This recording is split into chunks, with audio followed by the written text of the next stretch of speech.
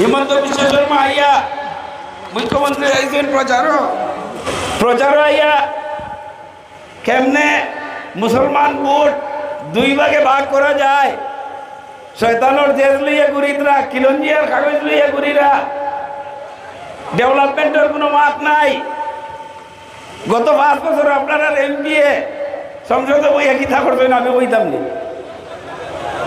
খজুয়া packet গুলিয়া কথা করে খাইছেন গুটকা, আর মুগরিব বাদে আমি বইতাম পারতাম না কিতা খাইছেন তাই, বাকিটা তাই জানেন। রায় 7টার বাদে তাই কিতা খাইছেন আমি বইতাম পারতাম না। কোনদিন এমপি রে বুঝলানি কৃপানাথ মাল্লার এখান মাছ সংসদ মাতিতে এই অযোগ্য প্রার্থী রে জেনারেল সিট আবার কেমনে বিজেপি দেয়, উদ্দেশ্যটা কিতা?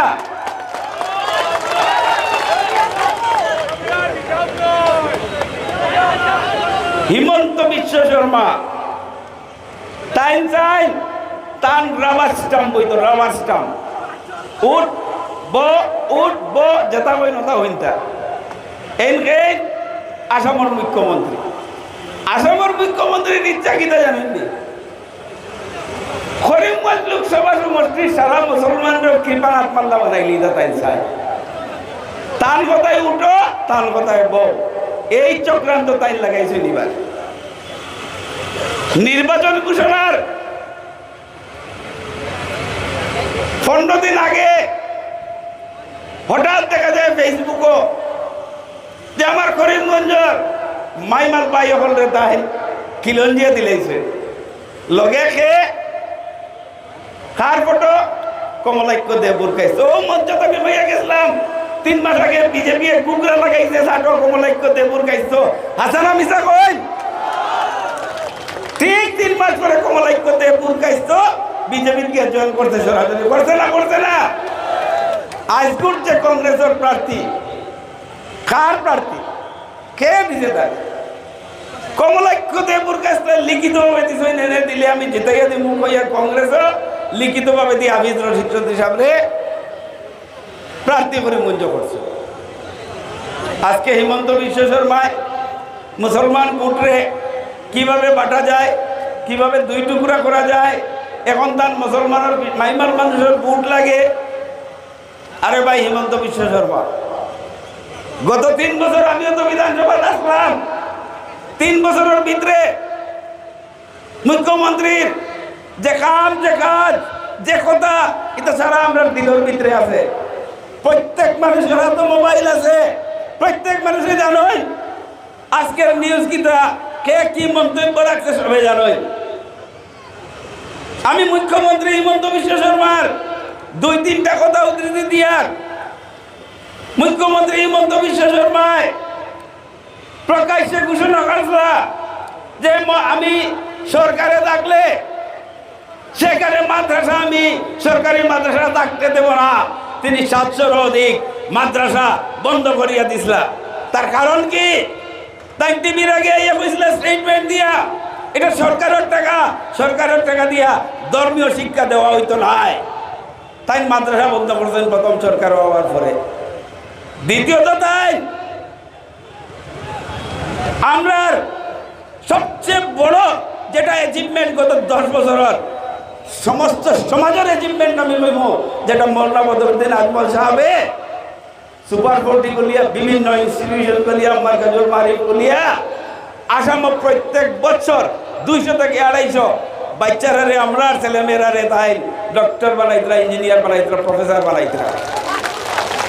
একজন নেতা প্রত্যেক মানুষের ঘরে বাদ দিতে পারবেন না, চাউল বটাইয়া দিতে পারবেন না, কিন্তু একটা সমাজে দিশা দিতে পারবেন। এই কাম গত 10 বছরে হযরত মৌলানা বদরুদ্দিন আজমল সাহেব করছে। আমি একটা কথা মানুষের সামনে মিডিয়ার সামনে লাইভে মিছা কথা বইয়ার না। আপনারা কই প্রত্যেক বছর নিটর রেজাল্ট হয় যখন তখন কিতা হয় আজমল সুপার 40 এবার 150, এবার 250, এবার 350, ইনশাআল্লাহ এবার 500 হইতো। আমরা দোয়া করি। আর মুখ্যমন্ত্রী হিমন্ত বিশ্ব শর্মায় এটা স্টেটমেন্ট দিলা তাই যে আমি আসামে 24টা মেডিকেল কলেজ বানাইয়া, 24টা মেডিকেল কলেজ আমি বানাইয়া, কিন্তু আমার দুঃখ লাগে আমি যখন মেডিকেল কলেজে যাই আমার ডাইনে আর বাউয়ে দেখি মুসলিম ছেলেমেয়েরা, মেয়ার লড়া ছোৱালী। আমার গায়ে জ্বলে। একজেক্ট ওয়ার্ড মুখ্যমন্ত্রী যেটা কইলা, মই যেতিয়া মেডিকেল কলেজত যাওঁ তেতিয়া মোৰ গা বেজ বেজাই যায়। চাৰিওফালে মই দেখো মেয়াৰ ল'ৰা ছোৱালী পঢ়ি আছে। এই আজমলে সুপাৰ 40 খুলি তেওঁলোকক শিক্ষা দি আছে। কিন্তু মোৰ মেডিকেল কলেজ বনাই লাভ কি হ'ব? ঠিক 3 দিন পরে মুখ্যমন্ত্রী ঘোষণা করেন যে তাই না উনার লড়াই আজমল সভ্যতার বিরুদ্ধে। আজমল সভ্যতার সংজ্ঞা কি যখন সাংবাদিকরা ওনাকে জিজ্ঞেস করেন, তিনি বলেন আজমল সভ্যতার ভিতরে খালেকও আছে, সবাই আছে। মানে কি, তার অর্থ কি আমি বলে দিই। তিনি স্পষ্ট বলেছেন মুসলমান সভ্যতার বিরুদ্ধে ওনার লড়াই। আমি জানতে চাই মুখ্যমন্ত্রী, এই মুসলমান সভ্যতা কেন আপনাকে কষ্ট দিচ্ছে, তার কারণ কি? আমি জানতে চাই আপনার কাছে। আপনি আসামের হোম মিনিস্টার, আপনার কাছে কি কোনো তথ্য আছে আসামের 1,40,00,000 মুসলমানের মধ্যে একজন উগ্রপন্থী আছেন? একজন উগ্রপন্থী আমি চ্যালেঞ্জ করছি, যদি দেখিয়ে দিতে পারেন তাহলে দেখান। আপনি আমাদের মাদ্রাসায় হাত দিয়েছেন। আপনার ডিজিপির সঙ্গে আমরা বসেছিলাম সমস্ত আলেম উলামাদের নিয়ে, জমিয়ত আহলে সুন্নাতকে নিয়ে। সেদিন আমরা প্রশ্ন করেছিলাম হিমন্ত বিশ্ব শর্মা, একটা চ্যালেঞ্জ আপনাকে, গত 20 বছরের ভিতরে কোনো মাদ্রাসার আলিম, কোনো মাদ্রাসার শিক্ষক, কোনো মাদ্রাসার ছাত্র, কোনো মসজিদের ইমাম খাদিমের বিরুদ্ধে থানায় কোনো কেস আছে নাকি? দুষ্কৃতিকারীর কেস আছে নাকি? দেশবিরোধী কোনো কেস আছে নাকি? কোনো ধরনের কোনো কেস আছে নাকি? না। ডিজিপি বলেছিলেন না। যদি না হয়, যদি আমাদের আলিমুল উলামারা, যদি আমাদের মাদ্রাসা দেশপ্রেমের শিক্ষা দেয়, দেশ গঠনের শিক্ষা দেয়, মানুষ হওয়ার শিক্ষা দেয়, তাহলে হিমন্ত বিশ্ব শর্মা তুমি কেন এই মাদ্রাসাকে টার্গেট করো? তুমি এই সমাজকে কেন টার্গেট করো? 40% প্রায় মুসলমান, তার মধ্যে একজনও কোনো উগ্রপন্থী নেই, কোনো উগ্রপন্থী সংগঠন নেই আমাদের মুসলমান সমাজের। দেশপ্রেম আমাদেরকে শিখাতে হবে না, দেশপ্রেম আমাদের শিখাতে হবে না। মুখ্যমন্ত্রী, তিরঙ্গা ঝান্ডা হাত দিয়েছ তোমরা 65 পরে, যেটা আমাদের বাপ দাদারা সেটার জন্মদাতা। সেই সভ্যতার সঙ্গে আমাদের লড়াই, সেই মুখ্যমন্ত্রীর সঙ্গে আমাদের লড়াই, সেই আরএসএস এর সঙ্গে আমাদের লড়াই। আমি করিমগঞ্জে এসে শুনলাম কৃষ্ণেন্দু পাল, বিজয় মালাকার, এরা নাকি ধমকি দেয়, এরা নাকি ধমকি দেয় বুলডোজার চালাবে। আমি চ্যালেঞ্জ করছি এখান থেকে কৃষ্ণেন্দু পালকে, বিজয় মালাকারকে, তোমাদের যে বাবা হিমন্ত বিশ্ব শর্মা, ওর বুলডোজার আমরা বন্ধ করে দিয়েছি। যদি ক্ষমতা থাকে কাবাইটারি মাদ্রাসা ছিল শেষ বুলডোজার চালানোর। আমি একটা ছোট্ট কথা আপনাদেরকে বলে আর একটা উদাহরণ দিয়ে আমার কথা শেষ করব।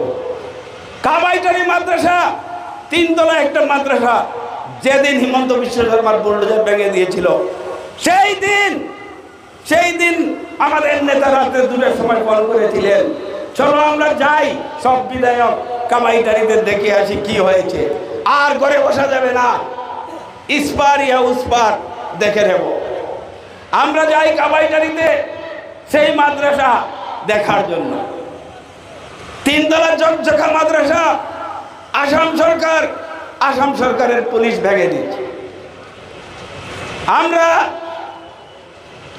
সেখান থেকে সোজা দলবল নিয়ে, দলের সুপ্রিমো মৌলানা আজমল সাহেব মুখ্যমন্ত্রীর ঘরে চলে যাই আমরা অফিসে। রাত্রে 7টায় গিয়ে সোজা চলে যাই। আপনাদের নেতা সেখানে বসে আমাদেরকে সামনে রেখে মুখ্যমন্ত্রীকে জিজ্ঞেস করেন, ভাই হিমন্ত, আমি সাফ একটা কথা জানতে চাই, তুমি আসামে কি চাও? তুমি চাও কি?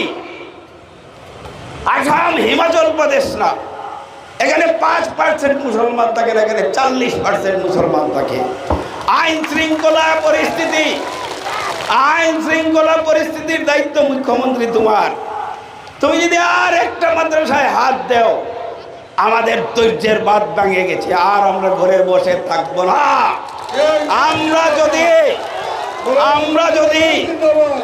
আমরা যদি রাস্তায় বের হই, তোমার 40% লোক রাস্তায় বের হলে তোমার মাদ্রাসা ভাঙা তো দূরের কথা, তোমার সরকার চালানো অসম্ভব হয়ে যাবে মুখ্যমন্ত্রী। সেই দিন থেকে আমি দায়িত্ব নিয়ে মিডিয়ার সামনে বলছি, মুখ্যমন্ত্রীর ক্ষমতা হয় নাই একটা মাদ্রাসাতে হাত দেওয়ার। আজকে আমরা লোকসভা নির্বাচনে আপনাদের কাছে এসেছি। ইউডিএফ দলের প্রার্থী শামল চৌধুরী, আপনারা সিদ্ধান্ত নিতে হবে। আপনার মাদ্রাসা ভাঙ্গার পক্ষে ভোট দিলেন না মাদ্রাসা থাকার পক্ষে ভোট দিলেন? মসজিদ যেভাবে আছে সেইভাবে থাকার পক্ষে ভোট দিলেন না মসজিদের বিপক্ষে ভোট দিলেন? আপনার ছেলে মেয়ে ডাক্তার ইঞ্জিনিয়ার হবে, সেটার বিপক্ষে ভোট দিবেন না পক্ষে ভোট দিবেন? হিমন্ত বিশ্ব শর্মা চায় 1,40,00,000 মানুষের ছেলেমেয়েরা দিন মজুরে হোক, রাস্তায় রাস্তায় ঘুরুক, রোহিঙ্গিয়ার মতো হোক, একদিন ওদেরকে আসাম থেকে তাড়িয়ে দেওয়া যাবে। আমরা চাই আপনাদের ছেলে মেয়ে প্রশাসনে বসুক, আইএস হোক। দোয়া করবেন আজমল সাহেবের জন্য, আইএস কোচিং সেন্টার খুলেছেন, 36 জন আইএস এসসিএস পেয়েছেন ওনার কোচিং সেন্টার। আমরা চাই আইপিএস হোক, আমরা চাই ডক্টর হোক, আমরা চাই আইআইটিয়ান হোক। হিমন্ত বিশ্ব শর্মা চায় আপনার ছেলে রাস্তায় রাস্তায় ঘুরুক। ভোট সিদ্ধান্ত নিতে হবে আপনারা কার পক্ষে আর কার বিপক্ষে। এখন কথা হলো ভোট কাকে দেবেন?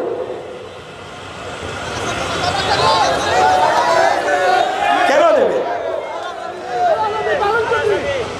ভোট দিবেন হিমন্ত বিশ্ব শর্মার বিপক্ষে, হযরত মওলানা বদরুদ্দিন আজমল সাহেবের পক্ষে। কিন্তু এখানে না সেকুলার বদরুদ্দিন, না সাম্প্রদায়িক বদরুদ্দিন। যদি নিজের কথা বললে কেউ সাম্প্রদায়িক বলে মিডিয়ার সামনে বলছি, হ্যাঁ আমরা সাম্প্রদায়িক। দেশের সংবিধান আমাদেরকে অধিকার দিয়েছে, দেশের সংবিধান অধিকার দিয়েছে মওলানা বদরুদ্দিন আজমল সাহেবকে লাঞ্ছিত, বঞ্চিত, নিপীড়িত মুসলমানদের ডাক্তার ইঞ্জিনিয়ার বানিয়ে দেশকে সুন্দর করার। যদি মুসলমানের উন্নতি হয়, 1,40,00,000 মুসলমানের উন্নতি হয়, সমগ্র আসামের উন্নতি হবে। আমাদের উন্নতি না হলে 40% আসামের উন্নতি হবে না। আমরা দেশের স্বার্থে কথা বলি, সংবিধানকে শক্তিশালী করার কথা বলি। যখন প্রত্যেক মানুষ শক্তিশালী হবে, দেশ শক্তিশালী হবে। প্রত্যেকের অবস্থার পরিবর্তন হলে দেশের অবস্থার পরিবর্তন হবে।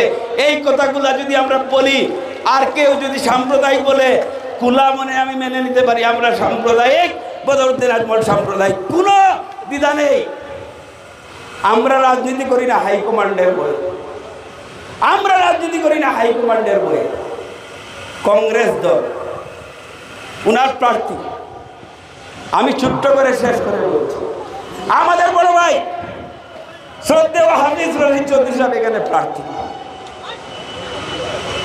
তিনি যখন প্রার্থী হয়েছিলেন, প্রচার শুরু করেছিলেন, তার 7 থেকে 8 দিন পরে আরো একজন অ্যাডভোকেট, আমাদের এই অঞ্চলের সুসন্তান সবুর তাওয়াদার সাহেব, 2 জন মিলে যখন একটা বন্ধ রুমের মধ্যে নির্বাচনের কৌশল রচনা করছিলেন, তখন ওনারা একটা প্ল্যান করেছিলেন যে আমরা বুথ দখল করবো, রিগিং করবো, যে কোনো মূল্যে আমরা জিততে হবে। আর সেই ভিডিওটা ওনাদের কোন কারণে, কি কারণে জানি না, ভাইরাল হয়ে গেল, সোশ্যাল মিডিয়াতে আসলো, নিউজ হয়ে গিয়েছিল। নিউজ হওয়ার পরে সেই যে ভিডিও, পুলিশ সমটক কেস দিয়েছে, ছাড়িয়ে দিল। তারপরে যখন এই ভিডিও ফাঁস হয়ে গেল, তখন কি হয়েছিল যে প্রশাসনের চক্ষু পড়লো যে কংগ্রেস বুথ দখল করবে, হাফিজ রশিদ চৌধুরী সাহেব বুথ দখল করবে। সেই নিউজ আসার সঙ্গে সঙ্গে পুলিশ সমটক কেস দেয়, আর কংগ্রেসি বাইরের জেলে বসাতে শুরু করে। আমি হাফিজ সাহেবের কাছে জানতে চাই, আমি নাম দিয়ে হাইলাকান্দি লালার জহিরুদ্দিন লস্কর এই কেসে অ্যারেস্ট হয়ে আর জেলে আছে। ওর একজন পলাতক অনেকজন পলাতক, কেউ সামনে নেই, সপুর্দাবাদার এখানে নেই পলাতক। এই ধরনের অনেক কংগ্রেস নেতা কর্মী ঘর ছেড়ে বাড়ি ছেড়ে পুলিশের বয়ে পালাচ্ছেন। তার জন্য দায়ী হাফিজ রশিদ সদ্দিজাবাদ সপুর্দাবাদার সাহেব। তিনি সংবিধান বাঁচানোর কথা বলেন। আমি উনাকে বলছি, অনুরোধ করছি, বড় ভাই, আপনার যারা কর্মী আপনার জন্য দিন রাত কাজ করছিলেন, তাদেরকে আপনি বেইল করিয়ে দেন প্রথম ইলেকশনের আগে, তারপরে আপনি মানুষের সুরক্ষার কথা বলবেন। নিজের কর্মী 3 জনকে সুরক্ষা দিতে পারেন না, যিনি নিজের কর্মীদেরকে বেইল করিয়ে দিতে পারেন না, সিনিয়র অ্যাডভোকেট হয়ে উনি আমাদের 14-15 লক্ষ মানুষের সুরক্ষা কিভাবে দেবেন, আমাদের সাংবিধানিক অধিকার কিভাবে আদায় করবেন? তাই আমি অনুরোধ করব, কিছু ভাইরা দেখবেন আপনারা কন্ট্রাক্টর বুঝে কিছু লোক, সরকারি চাকরি করা কিছু লোক এলে সংবিধান বাঁচানোর লাগিয়া হাবিজ ভাই চিন্তারে ভোট দিলাম না। এরা সবাই কমলাক্ষর ঘনিষ্ঠ, কেউ কৃষ্ণেন্দুর ঘনিষ্ঠ, বিজেপির সঙ্গে জড়িত, সরকারের সঙ্গে জড়িত। এই ধরনের কিছু মানুষ চাপের মুখে পড়ে হাবিজ সঙ্গে আছে। হাবিজ কোনো এমএলএ নেই, আমাদের 4 জন এমএলএ আছেন। হাবিজ কোনো সংগঠন নেই, আমাদের শক্তিশালী সংগঠন আছে, জনতা আছেন, আপনারা আছেন, ইউনিয়নের দলীয় কর্মীরা আছেন। যে হাওয়া বলে বেড়াচ্ছেন হাবিজ সাহেবের হাওয়া, আমি একটা কথা বলি, হাওয়া ধরে রাখার মানুষ নেই। গতকালকে থেকে হাওয়া নিচের দিকে ইউডিএফ এর তুফান শুরু হয়েছে। এখন আজমল সাহেব করিমগঞ্জে পা দেওয়ার পরে লোকসভার মসজিদে তুফান শুরু হয়েছে। ইউডিএফ এর তুফানের মধ্যে হাওয়া টিকে থাকতে পারে না, সেই হাওয়া নেই। শেষ কথা, যদি হিমন্ত বিশ্ব শর্মাকে হারাতে হয়, স্ট্রেইট ভোট তালা দাবিতে দিতে হবে। কংগ্রেসে দিলে হিমন্ত বিশ্ব শর্মা জিতবে, সিদ্ধান্ত আপনাদের হাতের। এটা টেস্টেড। গতবার মাত্র 30,000 কোটি আমরা হেরেছিলাম। কার জন্য? একমাত্র কংগ্রেসের 2 বিধায়কের জন্য, কমলাক্ষ দেবুরখা, সিদ্দিক আহমেদ, যারা এবার সরাসরি বিজেপির কাজ করেছেন। তাই আপনাদের কাছে আমার অনুরোধ, আপনারা আগামী 26 তারিখ সময় নষ্ট না করে প্রত্যেকে গিয়ে নিজের বাচ্চার জন্য, নিজের পরিবারের জন্য, নিজের ভবিষ্যতের জন্য, নিজের সমাজের জন্য, নিজের কমিউনিটির জন্য আর নিজের অধিকার সাব্যস্ত করেন। থালা চাবিতে ভোট দিয়ে প্রার্থী সাবুল ইসলাম চৌধুরীকে জিতিয়ে দেন। তিনি আগামী দিনে যেন আমাদের হয়ে আরও বেশি সমাজসেবা করেন, আমাদের হয়ে রাস্তায় লড়েন, সংসদে গিয়ে আমাদের জন্য লড়াই করেন। এই আহ্বান রেখে আপনাদেরকে ধন্যবাদ জানিয়ে আমার বক্তব্যকে শেষ করছি। ধন্যবাদ। ইউডিএফ জিন্দাবাদ, মৌলানা আজমল সাহেব জিন্দাবাদ, সাবুল চৌধুরী জিন্দাবাদ। ধন্যবাদ। আপনারা